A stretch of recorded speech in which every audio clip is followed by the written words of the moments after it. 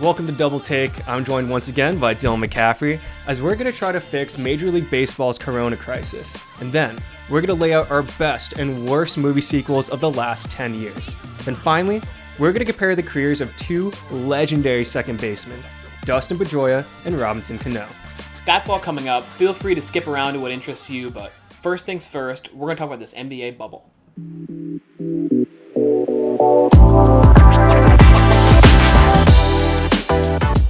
So I feel like the NBA bubble is just started, but there's so many things to talk about, so many things to be happy about already. It's going great. It's going phenomenally. I've enjoyed it so much as a fan watching these games. We wonder what it would be like, and they haven't missed a beat. No, it's great. Even the little Zoom fans, at first I was kind of skeptical about, but I really bought into the whole entire TV watching experience. It's honestly felt like I'm just watching the NBA again. The setup they have brings a lot of just NBA vibes to it. The Zoom fans have been a little glitchy, but it gives some credibility to the fan noise they're pumping in, which actually has made the game feel so real. You still hear the fans yelling defense, done, same intensity for the home team, and it gives more of a feel of the home and away teams with all the colors they have blasted around. They've done a great job with the broadcast. Yeah, I think in a lot of ways, it feeling like the normal NBA is coming back is really great. But what makes this bubble thing so amazing is the spontaneity, is how much it's different from the NBA that we knew. A whole new game. It's a whole new game. And I mean, all these spontaneous things, TJ Warren going off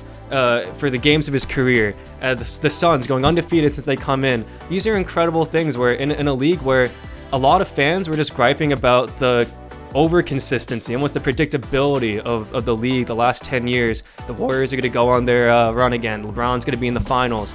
But now we have LeBron losing to the Thunder by 20 points. We have Devin Booker hitting game winners over Kawhi and Paul George. Poor Paul George. Everyone hits game winners on Paul George. I would feel bad for Paul George if he didn't do that it was a bad shot thing every time. I play good defense. Yeah, we all know it's not your fault, okay? But it is kind of, and I think you should accept that. But it's an incredible thing, and I know you have a whole list of players that you've enjoyed watching this bubble that have really just taken advantage of this unique opportunity. There's my all bubble team goes Gary Trent, Trey Burke, TJ Warren, MPJ, and Bol Bol. That all bubble team goes 82-0 in the bubble. In the actual NBA, I don't know. A seed maybe. The 8 seed. Maybe they sneak in. Give them the A seed. I think they're a solid team. But yeah, it's those young guys really getting their time in the spotlight now, and I think that's an amazing, great thing.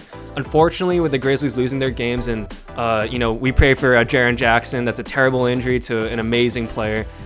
It really does make it wide open, though. This A seed is really up for anyone's grabs, and especially with the play-in games, I think it's going to be amazing. Yeah, the West playoff has been the most intriguing part of this whole thing. Where you in the East, it's pretty much said and done. The Wizards aren't going to make it, but in the West, you have teams actually vying for this. The Blazers are making a huge run. They look so much better with Nurkic and Collins. Melo's playing great, and I think the 8 seed has to win one game against the 9th seed to go to the playoffs. The 9th seed has to win 2 games. That's going to be so entertaining to watch this one-and-done March Madness style to make the NBA playoffs. They're fighting for it. They care.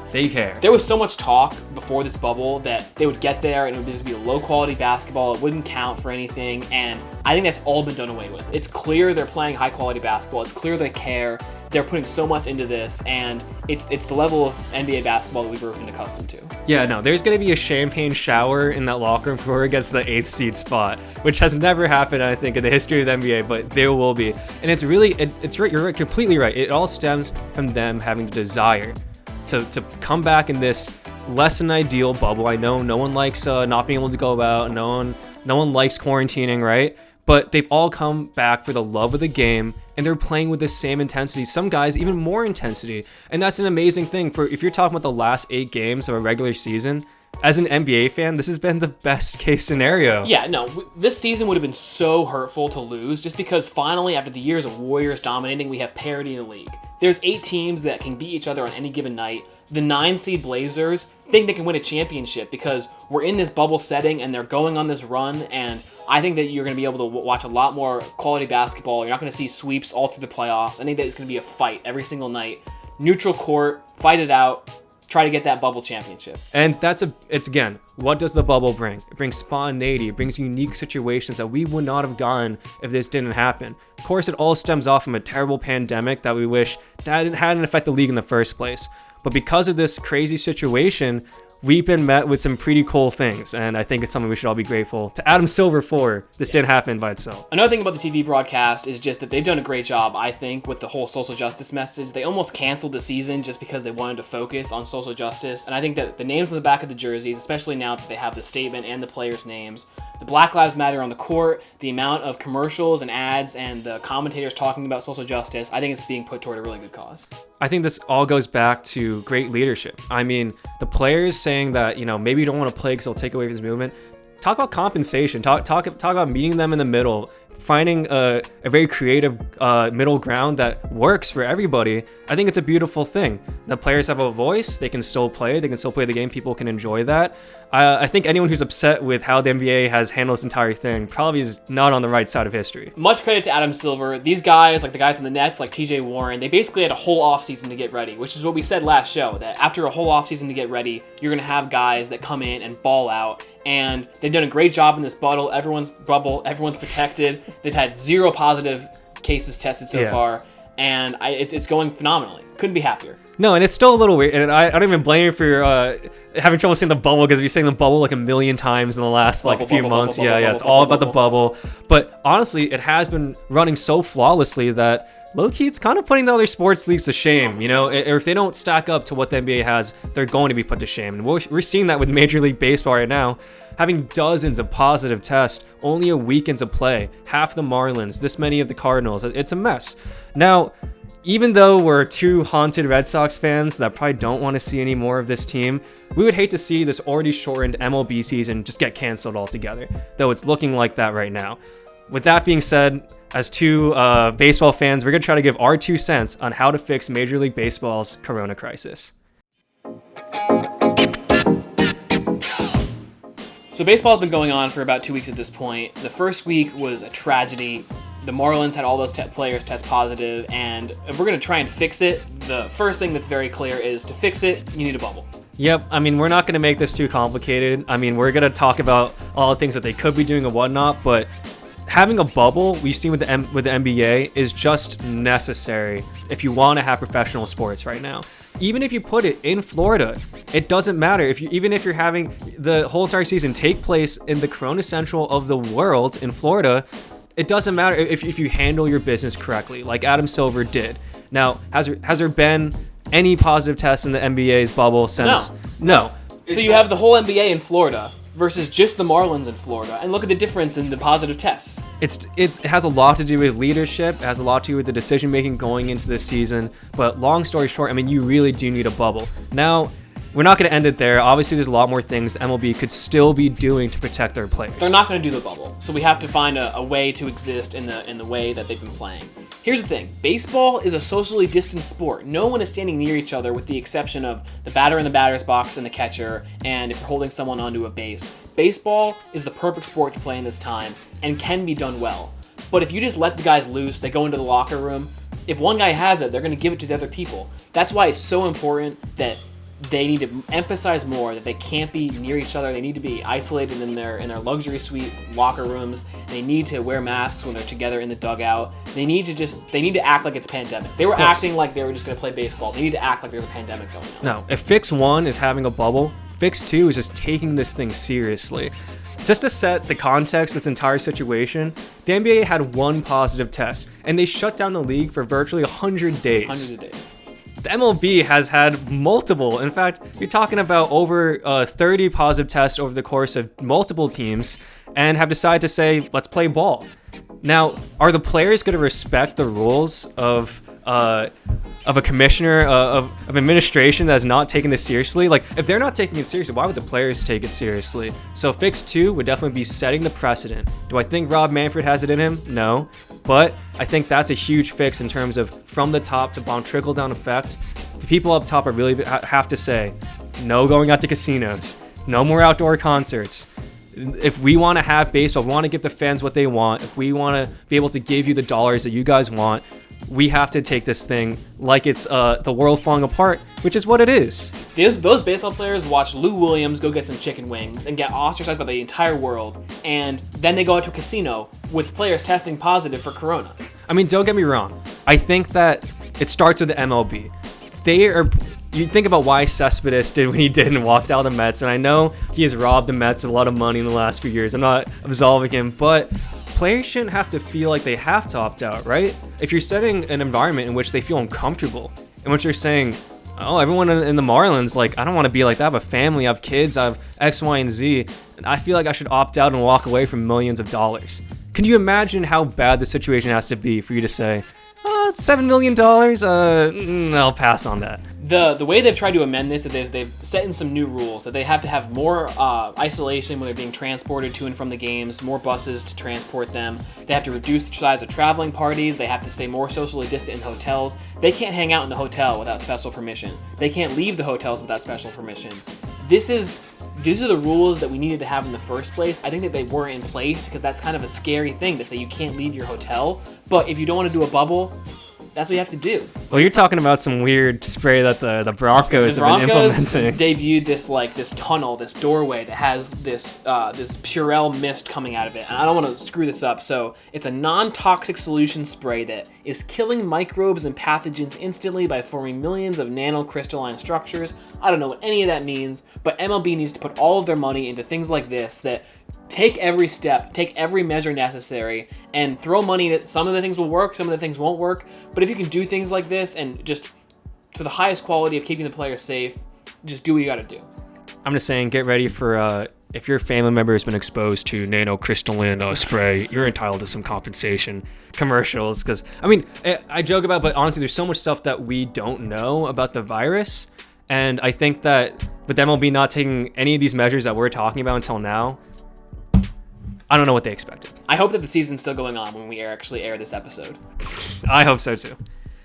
Yeah, hopefully baseball figure something out, and even if they do, the Red Sox are pretty trash this year, so we're going to need something else to watch. We're going to have to dive into some other sports or dive into some movies. Over the last decade, we've seen a shift in movie culture that there's all these reboots and sequels coming out. I felt like there was more sequels than original movies in the last 10 years.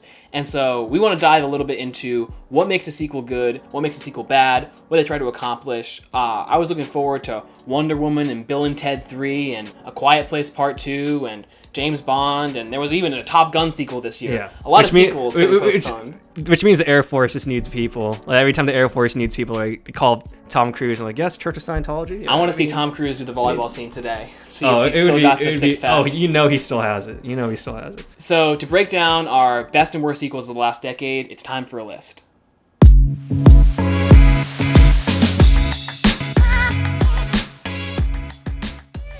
A sequel could be many different things. So we're just going to start off by outlining what qualifies. Now, I'm just going to say any sequel to a single movie, whether that movie is part 2 or 10, that's a sequel. Now, the Endgame and MCU movies, we're going to bring that out of the conversation because Endgame is kind of like a sequel to 12 different movies, and we're not going to count reboots either. So we're just going to share our 2 most favorite and 2 least favorite sequels to try to kind of decipher what makes a good sequel what it is. In the last decade, there was a million sequels, there was a million part 2s and 3s and reboots, and that's why I want to bring into this conversation of what makes a sequel actually watchable and successful. And the perfect movie for me to start that off with is Dr. Sleep. Dr. Sleep came out last year. It's a sequel to The Shining, and it doesn't take anything away from The Shining. It doesn't take anything away from the OG. It builds on its own story.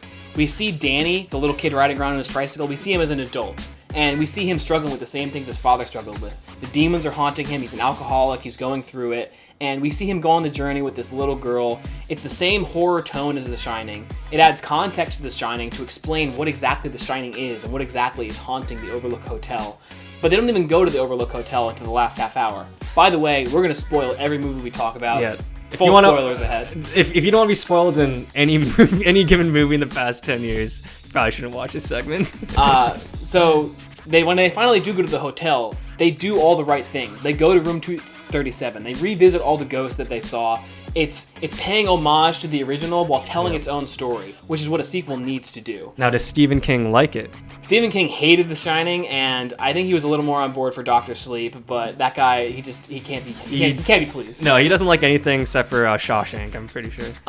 There's a scene in The Shining where Danny, it's like a recreation of a scene there's a scene in Dr. Sleep that's a recreation of a scene from The Shining where In The Shining, Jack's at the bar with this ghost bartender who's trying to get him to drink, trying to get him to break his alcohol-free streak. And the same thing's happening with Danny. But Danny's ghost, the bartender, is his dad. It is Jack. And they have this touching scene where Jack's trying to get him to drink, and Danny says, no, I'm not going to be like you. And so it's an homage to the original, but it's this new thing that is taking it into account, but also creating a new story and a new path for Danny. Now, it's funny that you say that, because I think that's the exact criteria of my first, what we call best sequel of the last 10 years, and that's Star Wars 7. I really do think that it's kind of the same thing. It's a little paying homage to what made Star Wars great, but also implementing new characters, fresh storylines, and doing it in a tasteful way.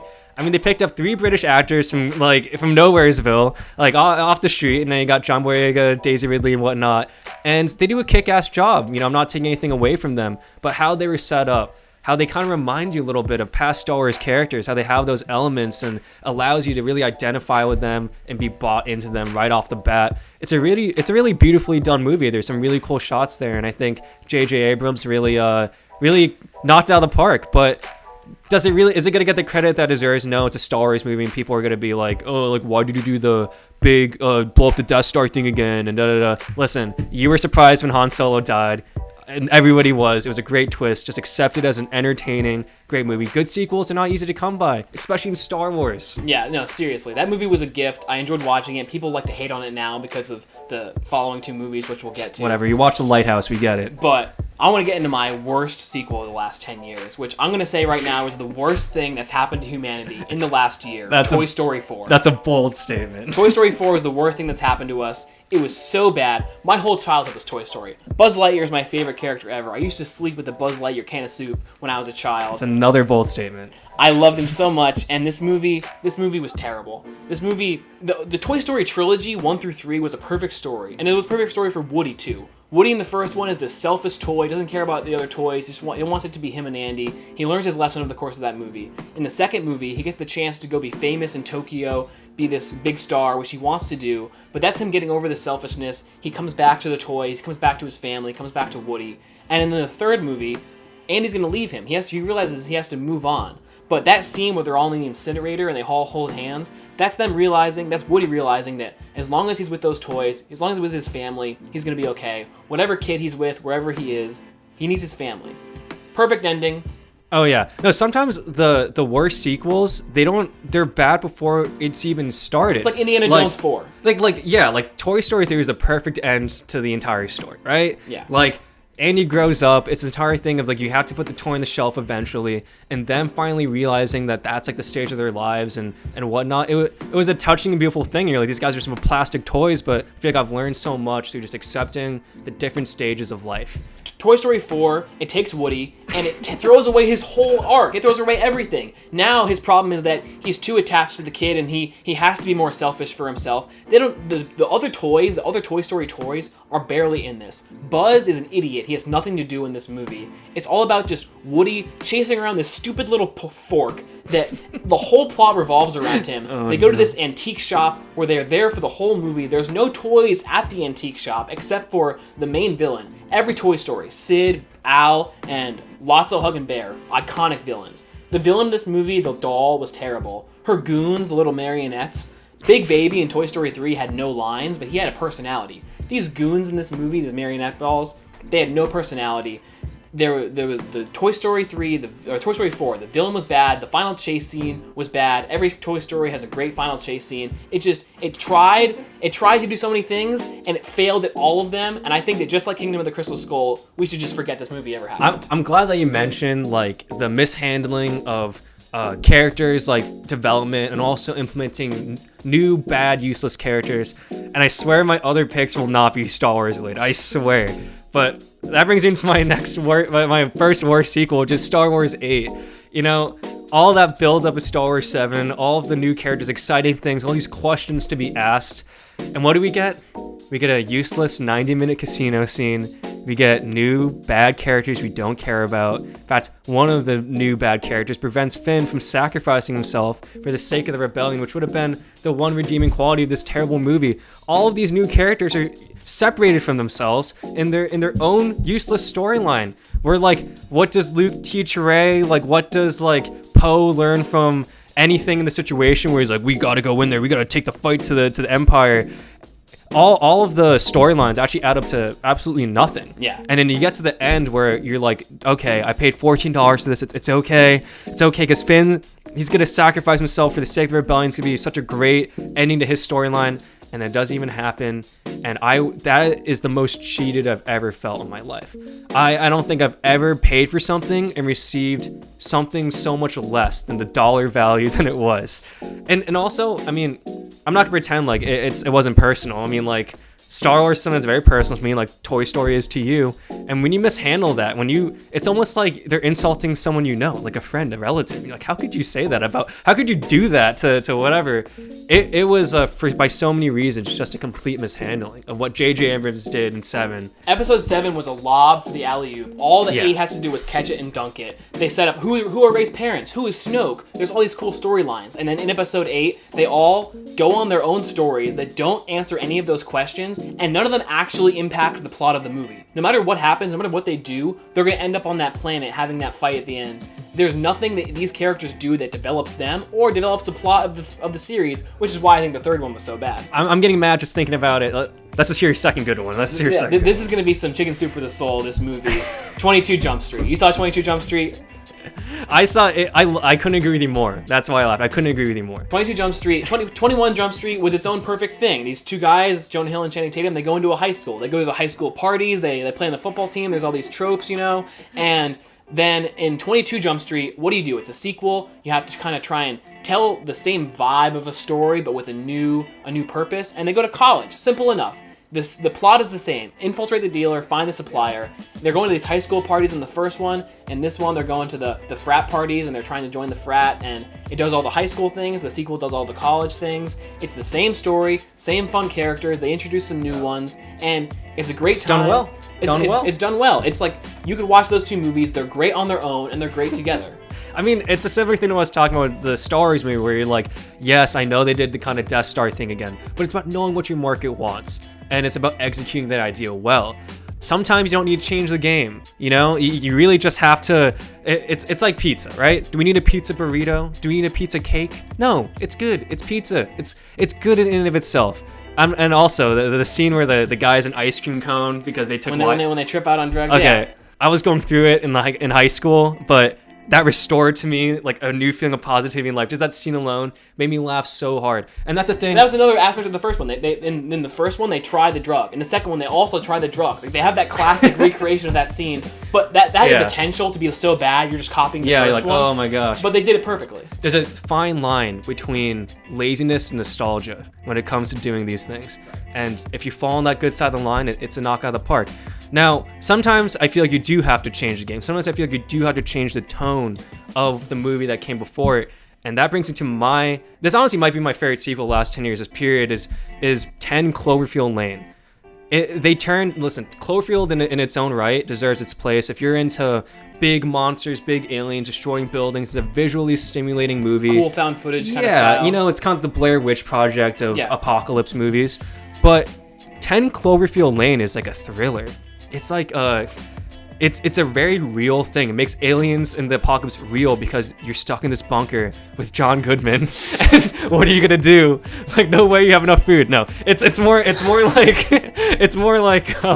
you don't know who to trust. It's this very human thing of like, this guy's trying to help you, but can you trust him? And the way that they set up this whole build-up of eventually her getting out of the bunker and whatnot and seeing aliens, which I know you like that part. I think it's my least favorite part, but it's that build-up. It's that thriller movie that you didn't think you're gonna get from an alien apocalypse movie. You didn't think you're gonna get a Get Out from Cloverfield, And I think that's like the opposite of Star Wars 8, where you go and you're expecting this thing and you fall so short.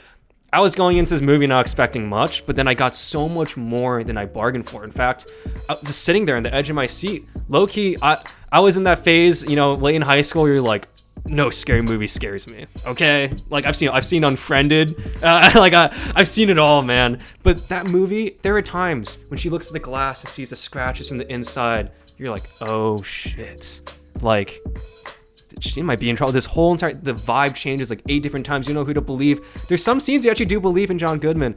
I think it's just a knockout of the park. So this is just some fun facts. Cloverfield 2 was 10 Cloverfield Lane. Cloverfield 3 was the Cloverfield Paradox. Both of them were adapted scripts. They were supposed to be their own movies, and then they were brought in to be Cloverfield movies. The third one was terrible. Everyone hated it. It did such a bad job. The second one did a great job. 10 Cloverfield Lane was great because it was just an awesome idea. Like, if you woke up in a bunker and they were like, the apocalypse happened, you can't go outside, like, are you believing that? And I did like the ending scene when she finally breaks her way out of this bunker. She looks around like, oh, everything's fine. And then an alien ship comes in. She's like, what? Are you kidding me? This is real? And she has to blow it up. And I had a great time watching that.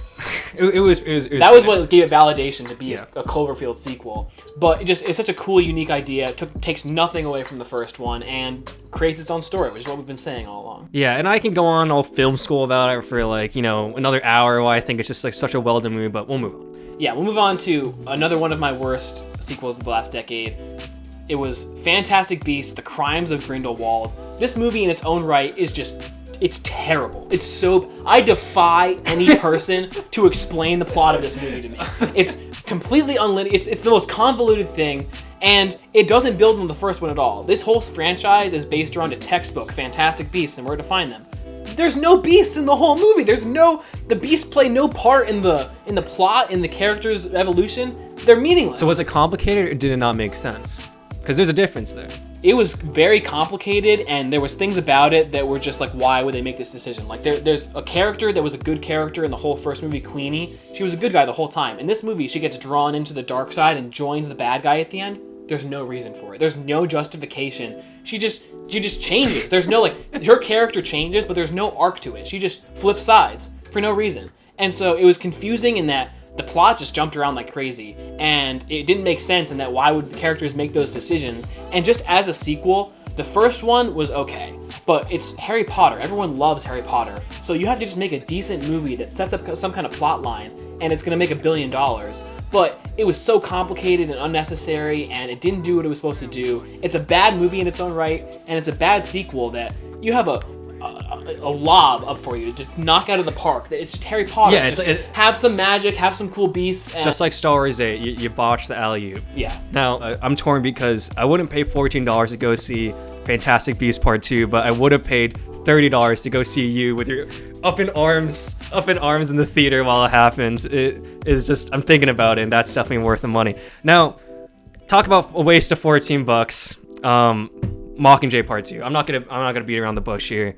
This has to be my worst theater experience in my life. I mean, like, I'm trying not to like be, I know controversy creates interest and whatnot, but it literally, like, little piece of anecdotal evidence. High school me, I'm dragged into this, big group of friends to go see this movie I don't want to see, and I'm already pissed off. $14 for high schoolers, a lot of money sometimes, and I'm sitting here and I'm like, all right, it could be like the first Hunger Games movie, it could be okay. You can tell everyone on that set was sick of being there. It was like the last season of Game of Thrones where like, it's basically like Jennifer Lawrence is like, I'm sick of putting the suit on, I'm sick of drawing this bow, I'm sick of playing Katniss, I'm sick of this whole entire thing, and no one there wants to be there. It's rushed, it's terrible, the acting's terrible. I mean, I know that things are already kind of going down south with the first Mockingjay, but talk about making a bad situation even worse. Like, it was a complete dumpster fire, which, again, if I have to talk about this more, I can just rant and go on, but there's a lot of reasons why this was just an absolute botch. Think about the franchise. The Hunger Games is great. Catching Fire is a great sequel because it does what the Hunger Games does, but improves on all those things. Yeah. Mockingjay Part 1 and 2 commits the cardinal sin of these 2010 sequels, which is it split the last movie into 2 parts, like Twilight did, like Harry Potter did. Harry Potter did it well, but they realized, if we just split this into 2 parts, we can make double the money. But it's at the price of telling a good story. Part 1 and Part 2 on their own were so boring and so long, and they just weren't what we got from Hunger Games and Catching Fire.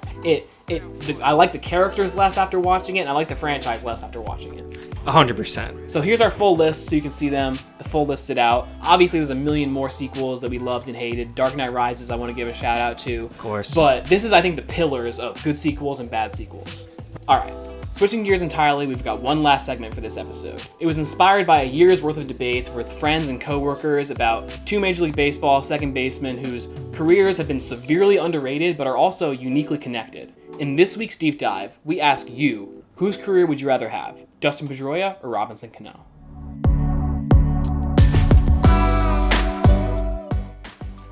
Robinson Cano and Dustin Pedroia both had legendary careers, and as two obvious Red Sox fans, we're not going to sit here and try to sell you on who's better. What we're going to do is present the stats and stories of these two second basemen and let you decide which legacy you'd rather have left on the game. Before we get into the storyline and career arcs, here's just a blind comparison for you. Both players hover around the same batting average, with player B racking up way more home runs, RBI, and silver sluggers, and way more career earnings. Player A has less games played and fewer All-Star nods, but has the advantage with his Rookie of the Year, his MVP, and his World Series titles. So right here, before we dive into their legacies, make a note of whose shoes you'd like to fill. Here's who we're actually looking at with these stats. The blind test seems pretty open and shut, but context is everything, so I'm not going to make my pick yet. Context really is everything, so let's get into some of that context. Chapter 1 of their storied careers, which we'll call the Rise, goes a bit differently for each of these players. Cano steps into the league in 2005 and puts on an incredible season.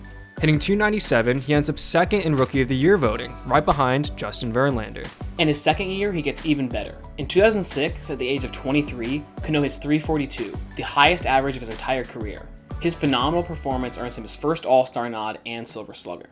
Pedroia, on the other hand, made his debut in 2006, but his debut didn't really go that well. I mean, after a short stint of 30 games, his batting average was just .191. In April of 2007, it's the same story. We look up on May 3rd and Pedroia is hitting a .180. But then, something amazing happened. From May 3rd to June 3rd, he turned that .180 batting average into .336, and he carried that hot streak for the entire season, being named the American League Rookie of the Year. Pedroia's efforts continued into the postseason, where he hit .283, all on his way to his first World Series title. Not to mention, he did it all with a broken hamate bone in his left wrist, which he suffered 2 months before. That and the leadoff home run of the World Series are etched into Boston sports legend. Center field, Pedroia.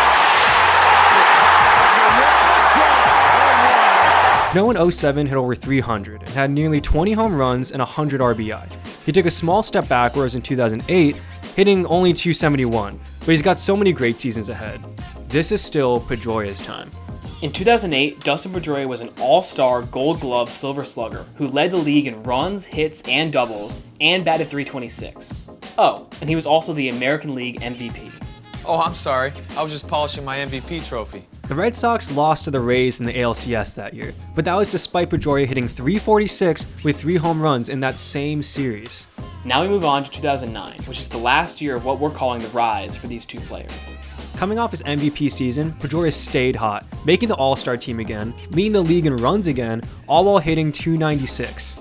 Pedroia was one of the biggest stars of baseball at this point, making the 09 cover of MLB The Show. But 2009 belongs to Cano. In a seemingly storybook season, he batted .320 with 25 home runs, helping the Yankees dominate the league on their way to their 27th franchise World Series championship. We say seemingly storybook because there's one aspect of this run that really stands out against him. In the 2009 playoffs, Cano batted just .192 with 0 home runs. His struggles were made up for by A-Rod and Jeter, who combined to hit .353 with 9 home runs in those same playoffs. The team was in a position to win thanks to Cano's great play all season, but hitting .191 in the playoffs in your only run to a championship, I won't say it takes away from the ring that he earned, but it really doesn't work to improve your legacy. Exactly. Now we move into the next chapter, what we consider to be the golden era. Over these 4 years, Cano and Pedroia were on rival teams and were not only contending for the playoffs, but also for the elusive second base slot on the AL All-Star teams. Robinson Cano absolutely lights up the stat sheet here, averaging 29 home runs, 107 RBI, and a .312 batting average over this stretch. Not only that, but Cano racked up 4 straight All-Star appearances, 4 straight Silver Sluggers, and for 4 straight years was a top 6 MVP candidate. Add in 2 Gold Gloves, and this is one of the best 4-year stretches of any player in the 21st century. In the same stretch, Pedroia earns 2 more All-Star appearances, 2 more Gold Gloves, and 2 more top 10 MVP seasons. He also batted .298, which only looks slightly unimpressive when you're comparing it to Cano hitting .312. Simply put here, Cano has the better numbers. There's no way around it. Their averages are comparable, but Cano has almost twice as many home runs and way more RBIs.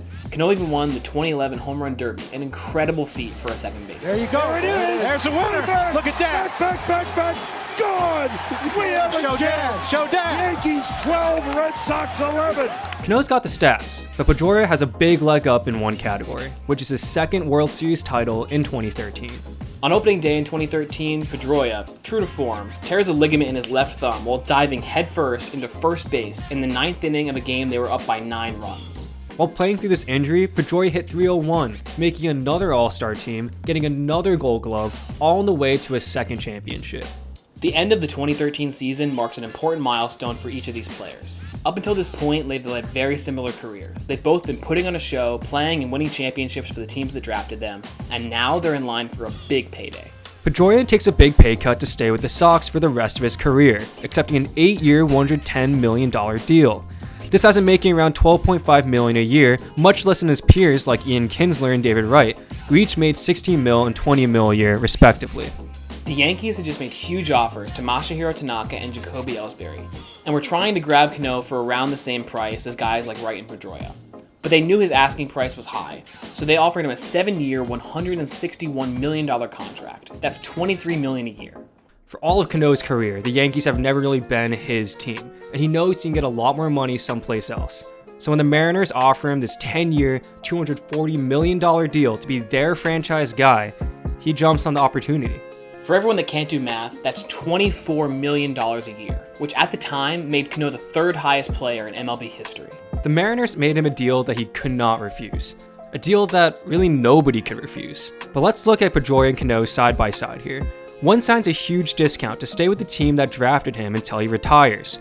The other joins the 6th worst team in baseball after being on a very competitive Yankees team for almost a decade.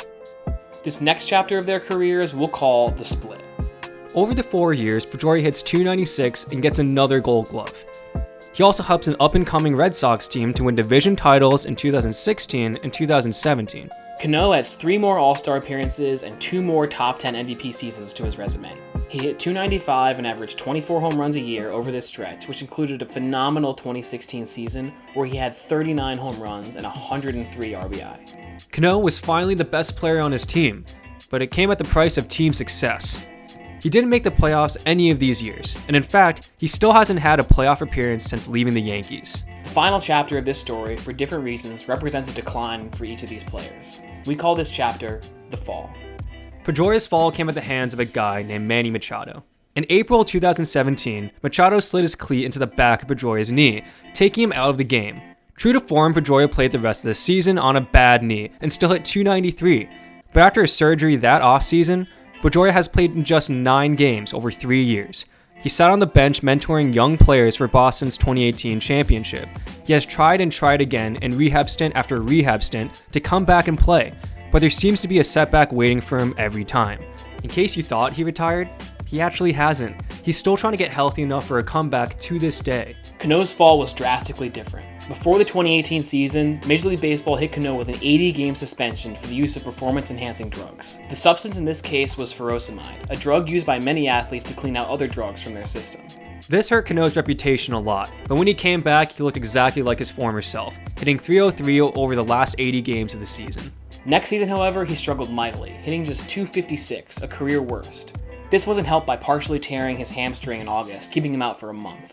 Cano has had a hot start to this weird pandemic-shortened season, while Pedroia is still trying to get healthy enough for a return in 2021. That ends the tale for these two players. But the question still remains, whose career you'd rather have. Let's see that comparison from the beginning again. It depends on the person. It really does. Do you take almost double the career earnings and much better batting totals, or do you take the hometown hero who's got more rings and an MVP trophy for all of his troubles? Cano has the stats, the swag, and the bag. Pedroia's got the heart and the hardware, but he's probably been robbed of his chance at the Hall of Fame.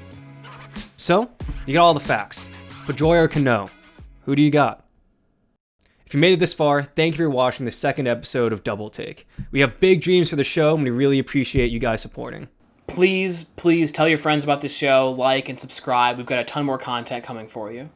Now, if you're not convinced on subscribing yet, just know that for every new subscriber this month, we'll be donating $1 to Feeding America. And if we reach $100 by the end of August, we'll donate an additional $100. Seriously, thank you guys so much for watching. We really appreciate it. In the immortal words of Dan Marino, fuck it, send it in. Nope, I don't want to see shit.